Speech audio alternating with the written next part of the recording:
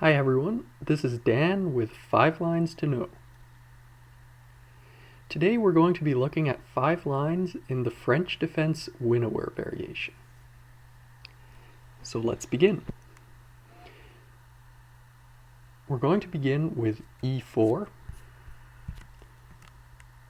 Black replies E6.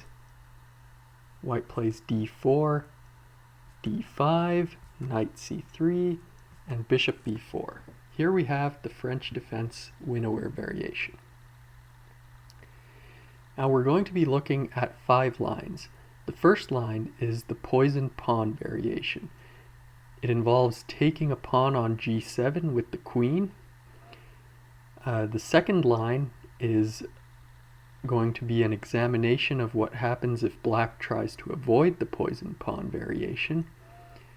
The third line is going to be a retreat variation where instead of capturing the knight on c3, black retreats the bishop to a5. And the final 2 lines are going to be lines where black plays b6 on the 4th move instead of c5. So for the first line, we have popular move in this position, e5. Black replies c5, and now white puts the question to the black bishop with a3. Black has a choice of retreating or capturing the knight. So black captures, we have captures, knight e7, queen g4, and now if black plays queen c7, we've entered the poisoned pawn variation. White typically chooses to take the pawn on g7. This is the sharpest line. Now the black rook is under attack, so black plays rook g8. White takes the pawn on h7, and now black plays c takes d4. This threatens queen takes c3, forking the black king and rook, so white must reply with knight e2. Now it might seem that the pawn on e5 is hanging. However, if black takes the pawn, for example, like this, white has c takes d4, and now the queen needs to retreat, and white can play bishop f4 with tempo, attacking the black queen. So this variation is good for white. So typically, black does not take the pawn on e5, but plays knight bc6, simply developing instead. Now the pawn is really under attack, so white has to reply with f4. Black can take the pawn on c3 now, restoring some of the pawns that were lost on the king side. And now white has a few options. White can choose to take the pawn with the knight, which is somewhat risky, as the pawn is actually protecting the white king there on c3 from possible infiltrations by the queen and the knights.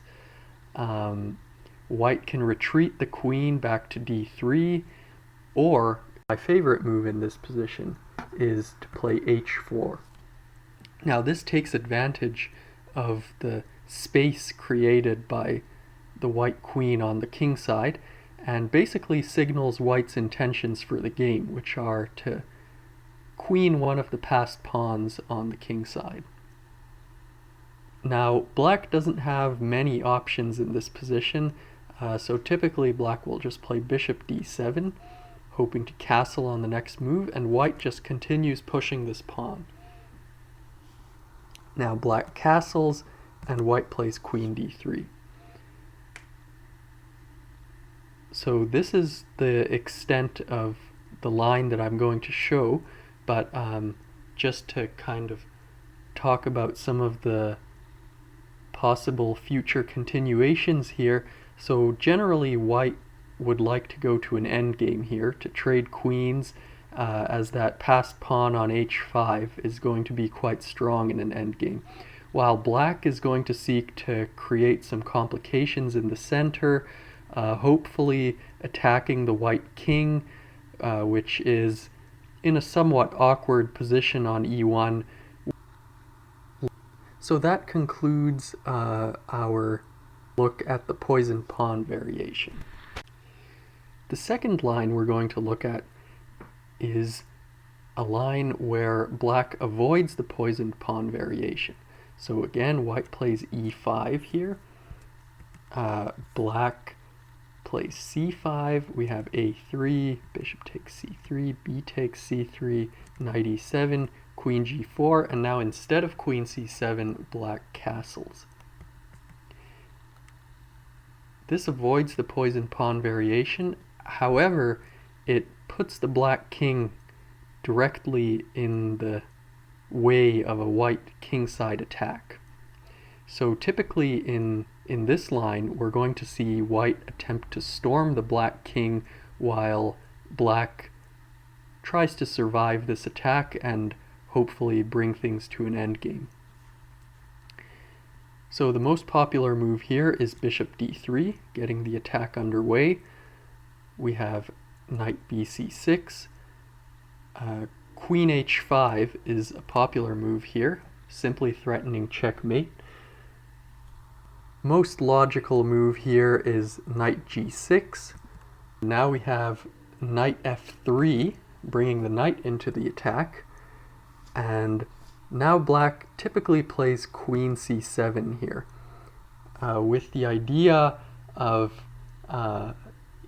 if the white bishop captures the knight on g6, black can take with the f-pawn, and then the queen will help in the defense of the king.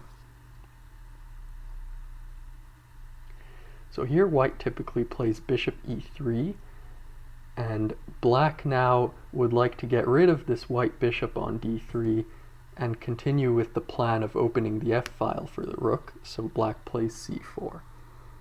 White takes the knight on g6, we have f takes g6, and now queen g4. Black typically will play queen f7 here, although bishop d7 is also possible, taking advantage of this half-open f-file here.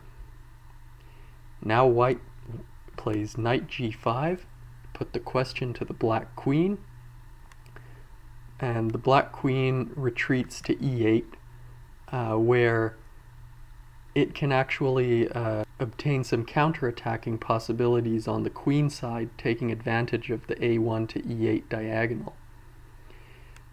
White continues with the attack with h4, and here black typically plays h6, although if you look at the database, h6 scores overwhelmingly well for white. White wins approximately half the games, 40% are draws, and black wins only 10%.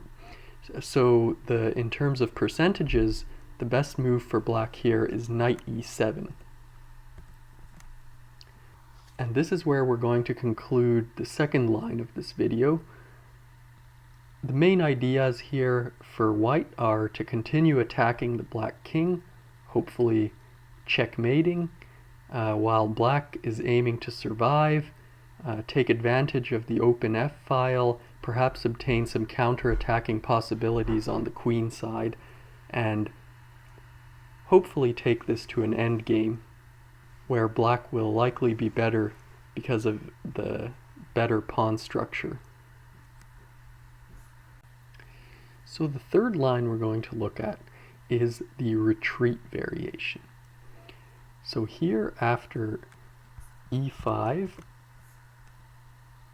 c5, a3, if instead of taking the knight, black retreats to a5, we have the retreat variation. Now white typically plays b4, and here the best move is to take the pawn in the center, c takes d4. White has a few options. The one that scores the best is queen g4, threatening to take on g7. Black allows this by playing knight e7, And now white does not want to capture on g7 straight away, because this allows the bishop on a5 to retreat to c7. And after, for example, queen takes g7, rook g8, queen takes h7, bishop c7. Now the knight has to move, knight b5, for example. If black simply plays a6, if the knight takes on c7, queen takes c7, we now have a situation where both the pawn on e5 and c3 are attacked by the queen, and it's somewhat unpleasant for white. Although knight e2 is fine for white, it still scores quite well for black. So white would like to avoid this if possible and take the bishop right away with b takes a5. So now black takes the knight, and now we have queen takes g7. So rook g8, queen takes h7, similar to the poison pawn variation. We have knight bc6, and now white can defend the pawn on e5 with either f4 or knight f3. I prefer knight f3, developing the knight. Now we have black can take the pawn on a5 with queen takes a5, and now white can attack f7 with knight g5. Typically, black either takes the pawn with knight takes e5 or simply plays rook f8. Rook f8 scores slightly better for black, so we're going to look at that variation. Here we have now f4 protecting the pawn on e5, bishop d7, and now white can play rook b1, threatening to take on b7. This is quite a strong move. Out of 7 games in the database that have reached this position, white has won 5. 1 was a draw and black won 1. So the main move here is to castle long, and now white can basically force black to give up the exchange by knight takes f7. Rook de8 is not an option here, as white would simply fork the king and rook with knight d6, so black has to take the knight with rook takes. Now queen takes, and black typically plays queen c5. Now in this position you might think white is much better. Stockfish certainly would agree, and Stockfish would say white is 2 clear pawns up, plus 2.0. However, the position is still somewhat dangerous for white. White can't really castle because of the queen on c5. White would like to reach an endgame, however, it's likely that white will have to weather the storm from an attack by the black queen and knights before reaching an endgame. If white does reach an endgame and manages to trade queens and start pushing the pawns on the king side, it's likely that white will emerge victorious. However, the risk of getting checkmated before that is very real in this position. So that concludes the third line in our 5 lines to know, and next we're going to move on to lines with b6. So for the last 2 lines, I'm going to mix things up and look at these from black's perspective. So here, after white plays e5, instead of playing c5, black can also play b6. Now we're going to look at 2 lines with b6. The first one we're going to look at has queen g4. Now here g7 is under attack, and actually the best move is the somewhat counterintuitive bishop f8. So you might think that black has not really accomplished very much so far, but the position is actually alright for black, as we're going to see. So typically white will continue on the offensive here and play bishop g5, attacking the black queen. So black's best option here is to play queen d7. And now white will continue the kingside offensive with f4. The position might look bad for black, but in fact Stockfish says that this is completely equal, 0.0. The main move here is bishop a6, and now white will typically take this bishop on a6, and black has to capture with the knight, and now white will typically castle long. This position certainly seems to be favorable for white, as black seems underdeveloped and white has already castled and brought pieces into play and started pushing pawns on the king side. However, black still has some counterplay opportunities on the queen side, as we'll see. So from this point on, we're going to follow moves that are suggested by the engine just to see where it takes us. So the engine suggests playing b5 in this position. The threat is b4, kicking the knight, and typically white has to allow this. It's actually better for white to develop the other knight than to begin worrying about these problems on the queen side.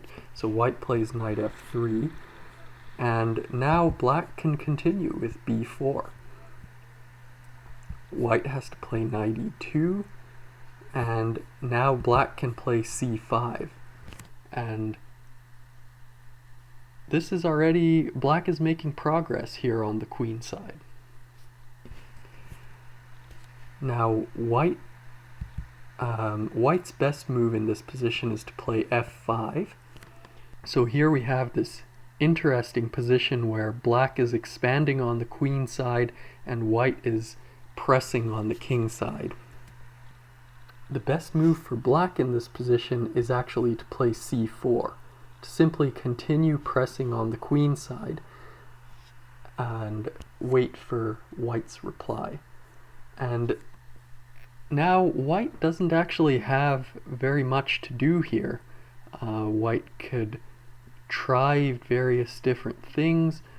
Ultimately, black's pieces on the king side are providing sufficient defense of the king. So white's best move here is simply to take the pawn and allow a potential queen trade. White can try to avoid the queen trade by playing, for example, queen h5, but after queen g6, the queen trade becomes inevitable, so white may as well trade queens right away. And now we've reached quite an interesting position with the queens off the board. Stockfish evaluates this at plus 0.4. However, the position is quite promising for black. With the queens off the board, the fact that the black king is in the center doesn't really matter anymore. Black can start pushing, can think about moves like knight c7, pushing a5. Black can bring the other knight into the game via e7 and continue pushing on the queen side, perhaps getting the other rook to support those pawns on the queen side as well. And the king will be relatively safe on d7. So this is actually quite a fine position for black, and personally I would rather be black than white in this position. So that concludes our fourth line, and next we're going to look at a second variation with b6. So for our final line, we once again have e5 and now b6. Now, instead of queen g4, white can also play a3. And now black can retreat the bishop back to f8 to get a somewhat similar position to the one that we just saw, or black can take the knight on c3. We have b takes c3, and now my favorite variation here is one where black plays bishop a6. Now, if white can take the bishop on a6, but this actually scores fairly well for black, so let's follow the line that scores the best for white, and that's with queen g4. Now black can create quite an interesting position here by taking the bishop on f1. We have king takes f1, and then king f8 guarding g7.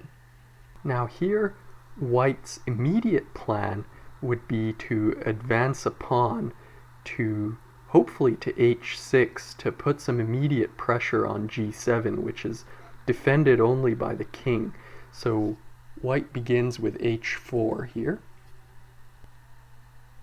And now black can play knight e7 to develop the knight. And white can play h5 here, continuing with the plan of assaulting the g7 square. So now h6 is practically forced. He does not want to allow that pawn to reach h6. And now white, if white wants to play aggressively, white can play rook h3 here, preparing to create this battery on the g file, aiming at g7. Now this might look somewhat scary, but it is actually quite fine for black. Black can simply play queen c8, aiming to create some counterplay on the queen side, and black doesn't really have to worry about g7 because black can always play knight f5, and now we reach quite an interesting position. So white's main goal here is to attack the king. Moves like rook g3, f4, the threat of bishop takes h6, and eventually getting the knight from g1 into the fray are all real possibilities, and black has to be careful not to get checkmated here. However, black's knight has a very nice outpost on f5 that guards g7, and the black queen has a very nice diagonal on the f1 to a6 diagonal. And once black gets the second knight into the game and begins pushing pawns on the queen side with c5, black can have quite a nice game here. So this is definitely black is definitely not worse in this position, and indeed Stockfish evaluates this at plus 0.1. So b6 is a very viable alternative to c5 on the fourth move in the Winawer variation of the French defense. So this has been Dan with 5 Lines to Know. I hope you've learned something, and see you next time.